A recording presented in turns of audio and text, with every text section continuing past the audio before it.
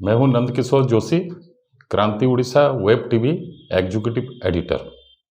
आज आपके सामने हम लेके आए हैं भारत के विख्यात आयुर्वेद चिकित्सक, आयुर्वेद डॉक्टर डॉक्टर साहिल ग्रोवर।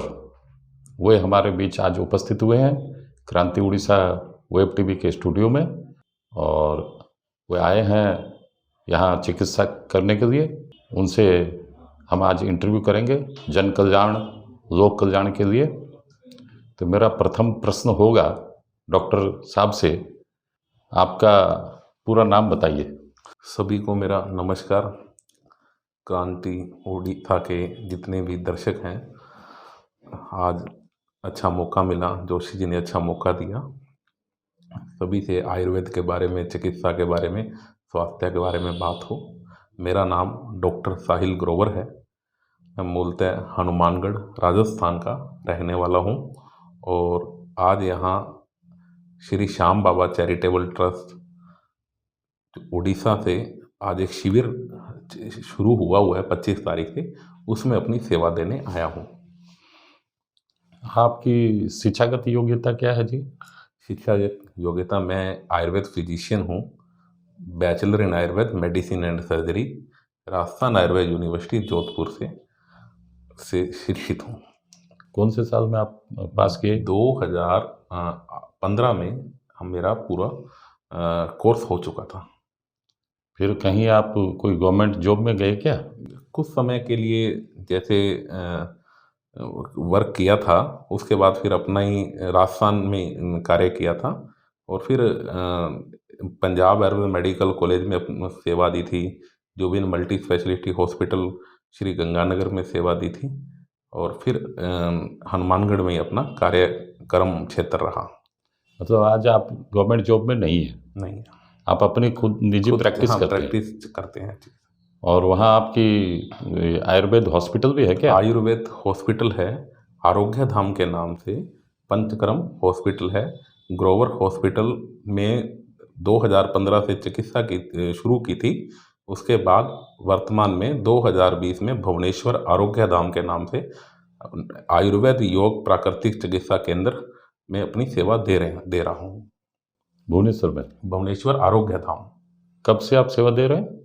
2019 से।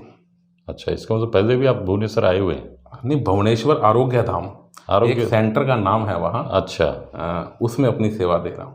अच्छा, और उड़ीसा में आप पहली बार आए हैं? उड़ीसा में पहली बार आए हैं, बिल्कुल। और कटक में भी पहली बार आए हैं? कटक में भी पहली बार आए हैं। आप पंचगव्य पंचकर्म चिकित्सा में क्या फर्क है जी? पंचकर्म तो एक आयुर्वेद की थेरेपी है, आयुर्वेद का एक भाग है कि स्नेहन, स्वेदन, वमन, विरेचन, बस्तीकर्म, जिसको वैसे तो पंचकर्म अपने आप में एक बहुत बड़ा भाग है, एक बहुत बड़ा पार्ट है कि जिसे शरीर की शोधन प्रक्रिया हो। और उसमें भी आप ये कह सकते हैं कि स्नेहन मतलब एक देसी भाषा में जिसको अपने मालिश कह देते हैं, स्वेदन है तो उसको भाप देना।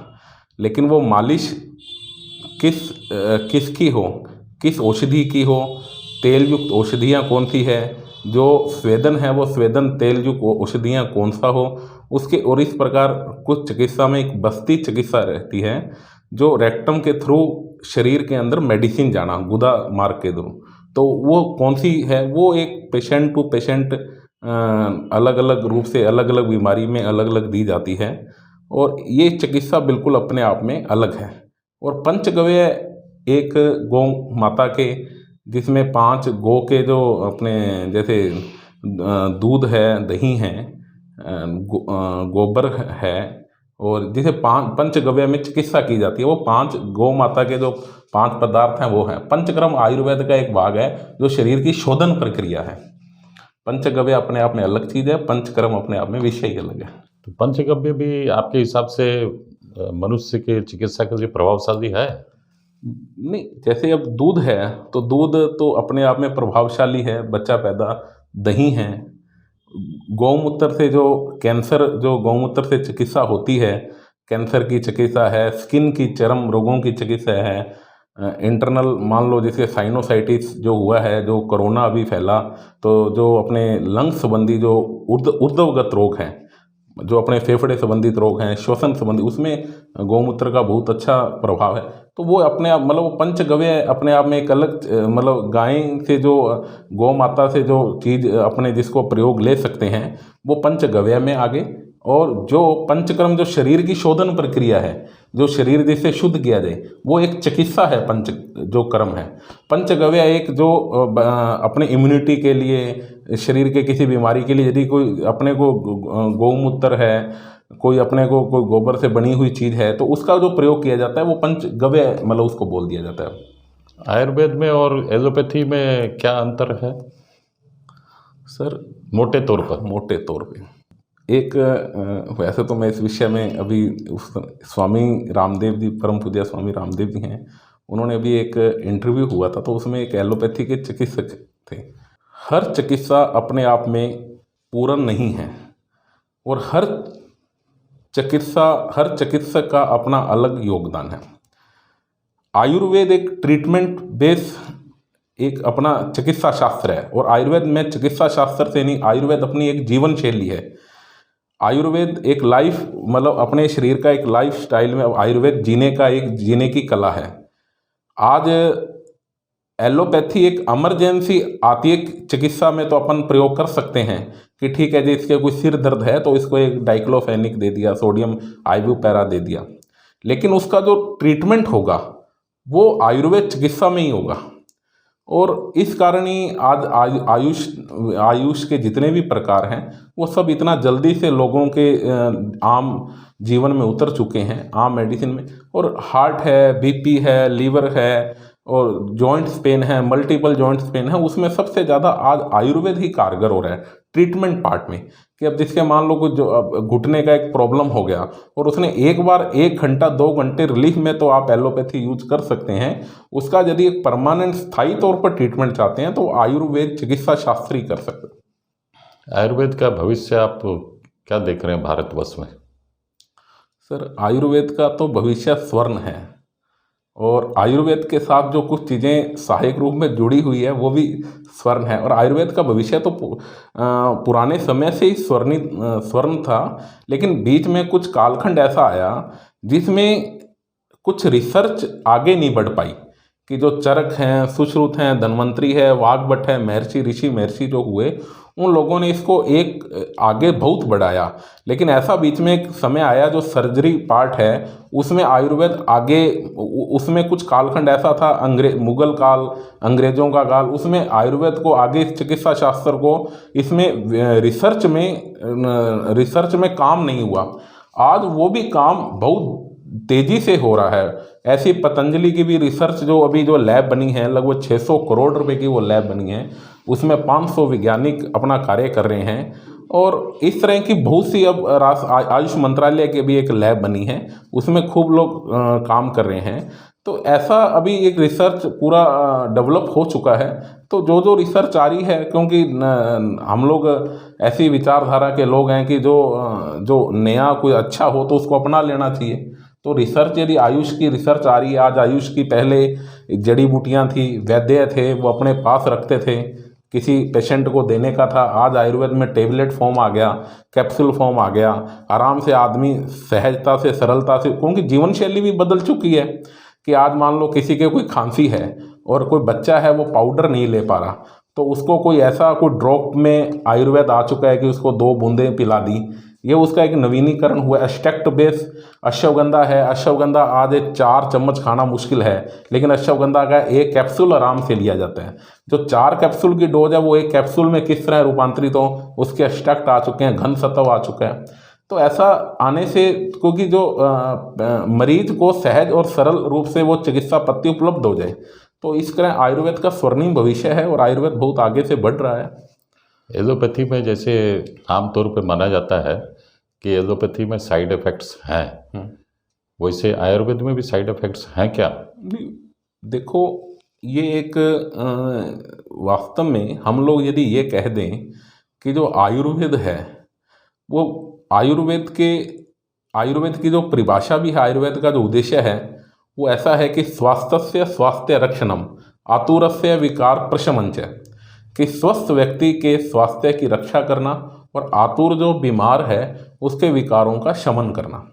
अब जो आयुर्वेद है उसका साइड इफेक्ट होता है या नहीं है, मैं कहूँ कि यदि बिना अज्ञानता से लिया जाए तो उसका साइड इफेक्ट बहुत ज़्यादा है।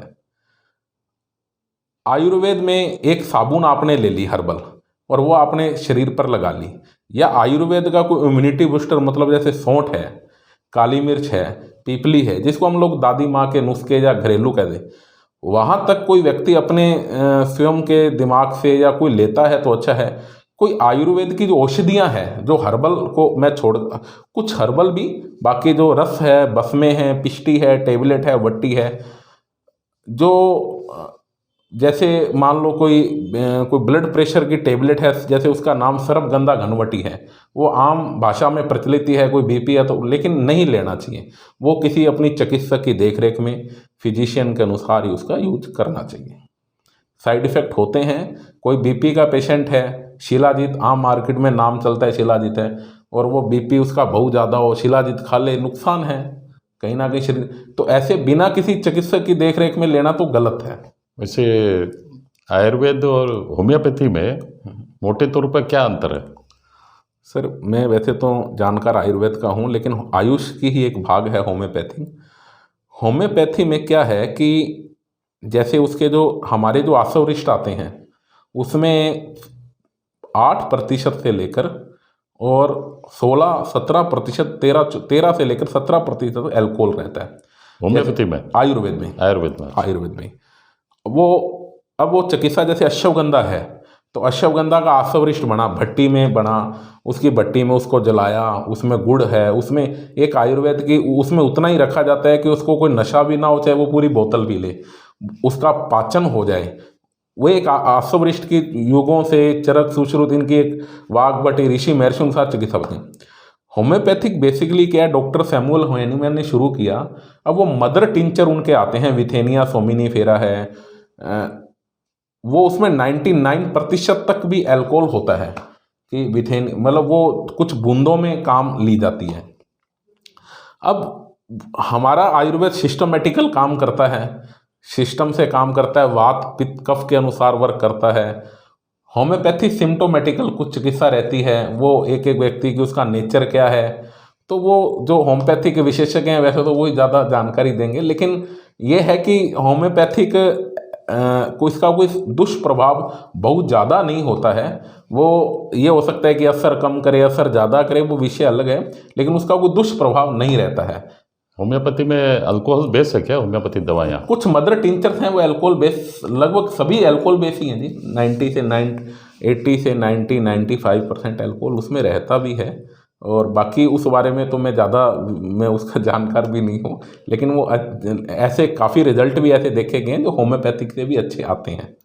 अभी जो आप उड़ीसा के दौरे पर आए हैं, हाँ जी, आयुर्वेद चिकित्सा में आप लगे हुए हैं, हाँ जी। कब से आपने उड़ीसा दौरा आरंभ किया? लगभग 20 दिन पहले मैं अभी उड़ीसा आया था। तो अभी एक संस्था है वृद्ध जन सेवा संस्थान, एक्चुअल ये मल्टीपल जॉइंट्स पर वर्क कर रही है, उदयपुर की संस्था है, और इसमें एक टीम के साथ में आया हूँ, और एज ए आयुर्वेद फिजिशियन के रूप में जो जॉइंट्स पेन हैं उनमें इन्होंने एक नई रिसर्च ये की कि हम लोग जब कोई भी नी है और उसके जब उसमें साइनोवियर फ्लूइड ख़त्म होता है और जब वो पेन करता है, तो पेन करते करते वो ऐसी स्थिति में एक पहुंच जाता है कि हर डॉक्टर उसको एक रिकमेंड करता है कुछ समय फिजियोथेरेपी, और उसके बाद एक ऐसा रिकमेंड करता है कि आप जी ऑपरेशन करवा लीजिए। और पेशेंट के पास भी कोई ऐसा चारा नहीं रहता है, क्योंकि वो जिए, और कोई मेडिसिन ऐसी स्थिति में कार्य नहीं करती है, क्योंकि यदि वो एलोपैथी लेता है तो वो पेन किलर है, पेन किलर लेता है तो उसके कहीं ना कहीं स्टेरॉइड साइड इफ़ेक्ट हो जाते हैं, और वो 2 महीने, 3 महीने, 6 महीने, साल, 2 साल कब तक लेगा। और कोई भी, चाहे वो आयुष पत्ती है, आयुर्वेद पत्ती है, तो ऐसा नहीं है कि वो आज उसने लिया और उसको आधे घंटे में कोई ऐसा आराम आ गया, ऐसा भी नहीं होता है। ठीक है, वो वात कफ के अनुसार। और आजकल जो पेशेंट की जीवन शैली है वैसी नहीं है कि वो घर में 2 मिनट 3 मिनट से ज़्यादा कहीं आराम कर ले। उसको अपना व्यापार भी करना है, जीवन भी चलाना है, एक सिस्टम भी चलाना है। तो वो क्या था कि वो जो एक इन्होंने संस्था ने एक कैलिपर का निर्माण किया। वो कैलिपर क्या था जी कि जो फर्स्ट और सेकंड के ऐसे स्टेज के घुटने रहते हैं कि जो उसमें उनके फीमर और टीबिया में जो ऊपर वाली जैसे अपनी ये हड्डी है और नीचे वाली में उसमें जान है, नसों में ताकत है, नाड़ियों में ताकत है, तो वो वहाँ वो बेल्ट पहना दिया जाता है तो ऊपर वो दोनों में खिंचाव पैदा कर देता है, तो वो हड्डी रगड़ नहीं खाती है। तो रगड़ नहीं खाती है तो उसके जख्म में दर्द नहीं होता है, उसके सोजिश स्वेलिंग नहीं आती है। तो ऐसा उन्होंने एक निर्माण किया। और फिर उसके अंदर उसको जख्मों को कैसे सही किया जाए, उसमें स्नेहनता कैसे लाई जाए, इसके लिए कुछ आयुर्वेद की जो मेडिसिन है, आयुर्वेद के योग हैं, तो वो पेशेंट टू पेशेंट देखकर उसको चिकित्सा दी जाती है। पेशेंट करके अभी आए हैं हम लोग। मतलब अभी जो आप शायद आपका ये कैंप का तीसरा दिन था ना? तीसरा दिन था। तीसरा दिन में अभी तक 321 पेशेंट आप देख चुके हैं? हाँ, देख चुके हैं। इसका मतलब और 3 दिन चलेगा? अभी 3 दिन अभी आगे है। तो मतलब करीब और 300 पेशेंट भी हो सकते हैं? हाँ, मैं 500 से 600 पेशेंट हो जाए। 500 से 600। भुवनेश्वर से आप आए हैं कटक? जी। भुवनेश्वर में आपका 4 दिवसीय प्रोग्राम था? हाँ हाँ बिल्कुल। वहाँ टोटल कितने पेशेंट हुए थे? 320 330 पेशेंट वहाँ थे जी टोटल। 4 दिन में? 4 दिन में। और वो 320-21 का आंकड़ा यहाँ कटक वालों ने 3 दिन में पार कर दिया? हाँ, वो 4 दिन का था, यहाँ वो 3 दिन में पार हो गया। आप ऐसा पार हो गया। इसका मतलब कटक में भुवनेश्वर से ज़्यादा रोगी हैं। हाँ। अब आप बताइए कि आपके पास मोटे तौर पे जितने रोगी यहाँ पर भुवनेश्वर में भी आए, कटक में भी आए, मोटे तौर पे किस किस तरह के रोगी आए? यहाँ सबसे ज़्यादा जो मुझे हर पेशेंट को लगभग 100 में से जिसको 90% जो पेशेंट थे वो पेट संबंधित रोगों के थे। कि जो एसिडिटी है, मल्टीपल जॉइंट्स, क्योंकि कैंप जॉइंट्स का मल्टीपल जॉइंट्स के प्रॉब्लम से संबंधित है, जोड़ों के दर्द से संबंधित हैं, लेकिन सभी में एक चीज़ कॉमन रही जो पेट संबंधित प्रॉब्लम है। और उसमें सबसे ज़्यादा एसिडिटी और कॉन्स्टिपेशन के पेशेंट थे। कि जो भी कोई पेशेंट आता वो एक लेके आता जी कि ठीक है जी, मेरे घुटने में प्रॉब्लम है, सियाटिका पेन है, गर्दन में प्रॉब्लम है, लेकिन मेरे कॉन्स्टिपेशन कब्ज भी रहता है। अब लोगों की जीवन शैली, खान पान, उसका प्रॉपर शरीर में फाइबर नहीं जाना, प्रॉपर शरीर में विटामिन नहीं जाना, कैल्शियम का प्रॉपर नहीं जाना, नेचुरल कैल्शियम, मैं कोई कैल्शियम की टेबलेट की बात नहीं कर रहा हूँ, सिंथेटिक मैं जो नेचुरल विटामिन है, नेचुरल फाइबर है, जो सेब है, गाजर है, खीरा है, मटर है, इनमें होता है, वो प्रॉपर रूप से नहीं जाना। तो इस कारण वो प्रॉब्लम कुछ पानी में भी ऐसा हो सकता है, वो मुझे अभी इसका ज्ञान नहीं है उड़ी, लेकिन हर पेशेंट के लगभग वो प्रॉब्लम आई। यहाँ पर जैसे आपने पेशेंट लोगों को दिखा भुवनेश्वर में, कटक में, मोटे तौर पे आप बता दिए 90% लोगों को गैस्ट्रिक एसिडिटी, जॉइंट पेन वगैरह, हाँ, कॉन्स्टिपेशन। यही समझिए अगर राजस्थान में आप शिविर लगाते तो ऐसी ही समस्या आपके सामने आती क्या? तो वहाँ थोड़ा माजरा अलग है।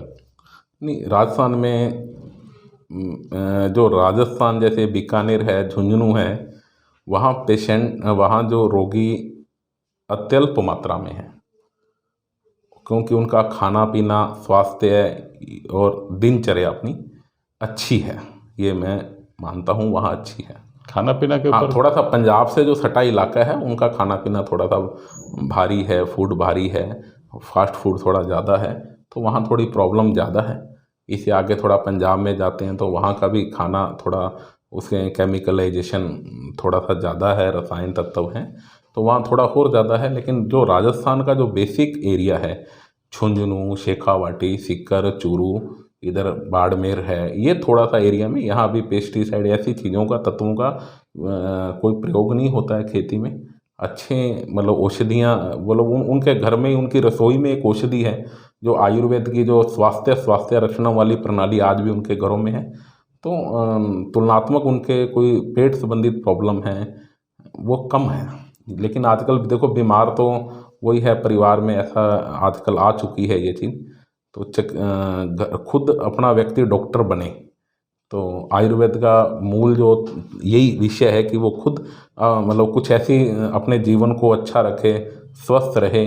तो जैसे सुबह उठ के गर्म पानी पीना, अपने थोड़ा सा जैसे नहाने के बाद थोड़ा पूरे शरीर पर तेल लगाना, ये आयुर्वेद की मूलभूत चिकित्सा पद्धति का एक भाग है। तो पहले जो घरों में होता था, आजकल बड़े बड़े फ्लैट हैं, कमरे हैं, तो उसमें ये चीज़ कम हो चुकी है।